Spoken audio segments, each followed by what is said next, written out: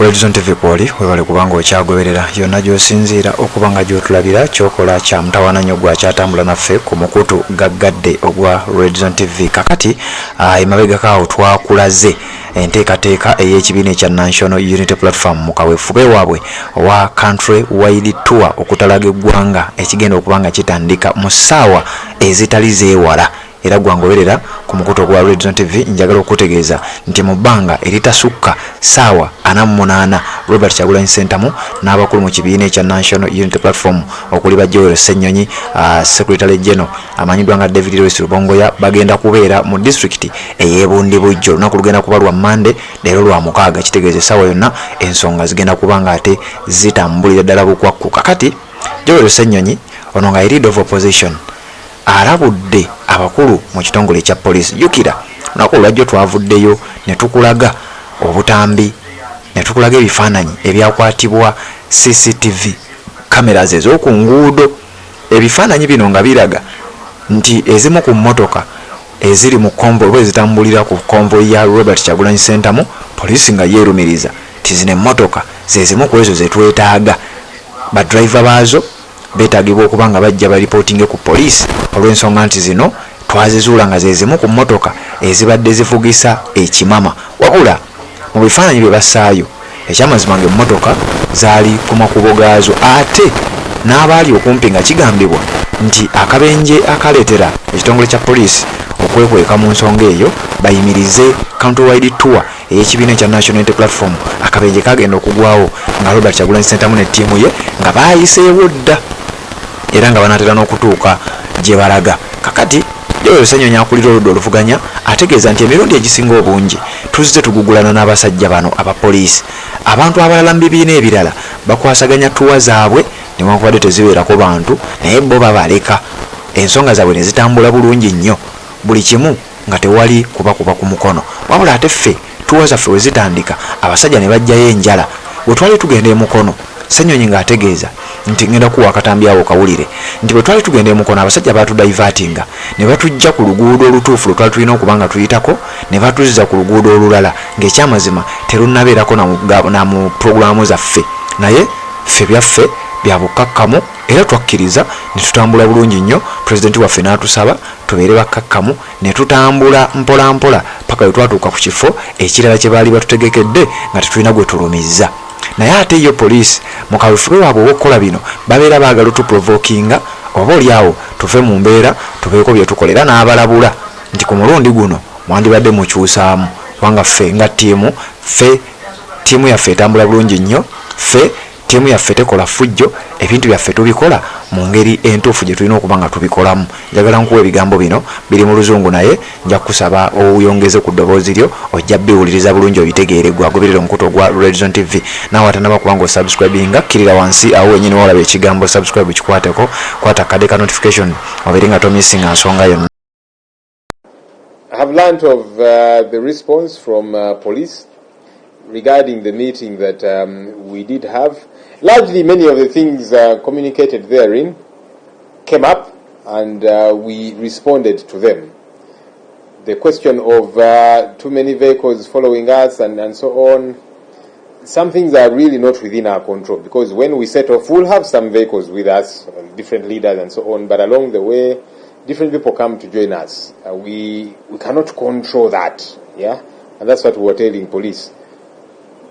We have control over our vehicles, those that we get to move with and so on, but then several other people get to join us, and that's why we keep calling on whoever comes to join us for different reasons, because people keep coming to join us. This one wants to run for this position, this one wants to stand for whichever position, and so they come to join us. It's okay to join us, just be disciplined, don't come and cause chaos, and then they will say NUP leaders or that kind of thing.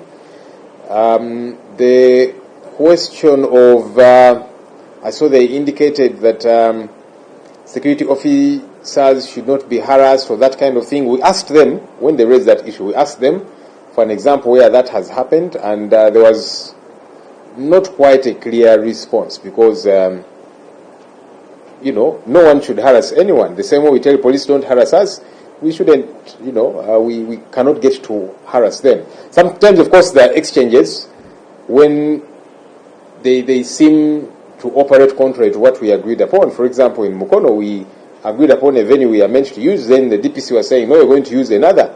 And so we got to engage them. I don't know if that's what they're calling harassment, because when we are engaging and saying, but why? This is what we agreed upon, why are you taking us there? I don't think that's harassment. I'm hoping that's not what they are referring to, because they've not pointed out a particular case of this one was harassed how? I don't know. But what we have committed to, as we have always done, is to observe the law. Right from the time of notifying the police, we get to notify them.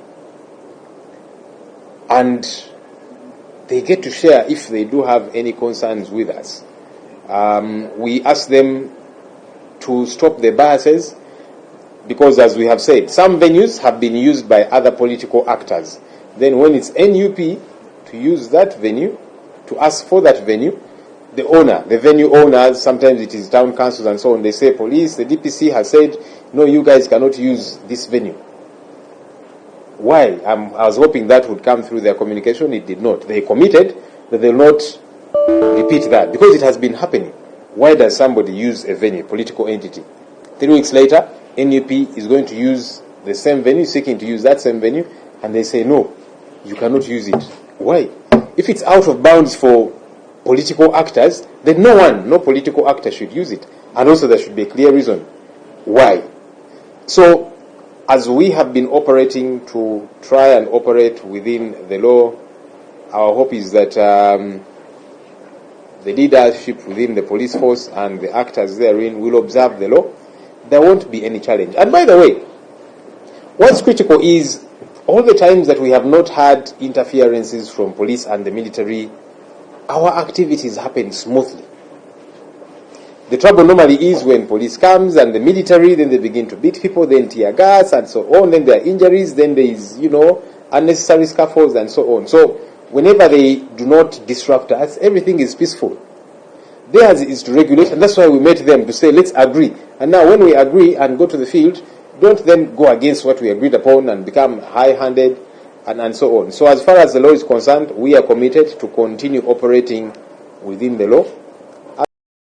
Yes, wabaliwo eyabadde abuusabuusa nti countrywide tour eno naye enaabaayo, ndowooza kati ekyo nakyo kyongedde okuba nga kikkakasa. Olwaleero ziri ennaku z'omwezi 13 wabula nga 15 Robert Kyagulanyi Ssentamu ne ttiimu yonna, Nobian Lee, bonna, David Lucy Lwongoya, Alex Walsh Mufumbiro, Joel Ssenyonyi, leader of opposition, n'abakulembeze abalala bonna mu kibiina ekya National Unity Platform, bonna essaawa yonna ogenda kutandika obbalabako nga bakwasaganya kye bayita National Wide Tour ey'ekibiina ekya NUP. Ennaku z'omwezi zigenda kubeera nga 15 lwe lunaku olwa Mande, leero lwa mukaaga, kitegeeza olina olunaku lumu lwokka gwe eyeesunga okubeera nga weegatta ku ttiimu eno, olina essaawa ntono nnyo okubeera nga otandika okweteekateeka. Horizon TV tugenda kubeerawo mulambalamba nga buli kimu tukikutuusaako, kutegeeza nti sigala ku mukutu ogwa Horizon TV weekuumireko n'omukutu gwaffe guli ogwa Uganda 1 ku luno nagw'ensonga zamaze dda okuba nga zigonjoolwa, era essaawa yonna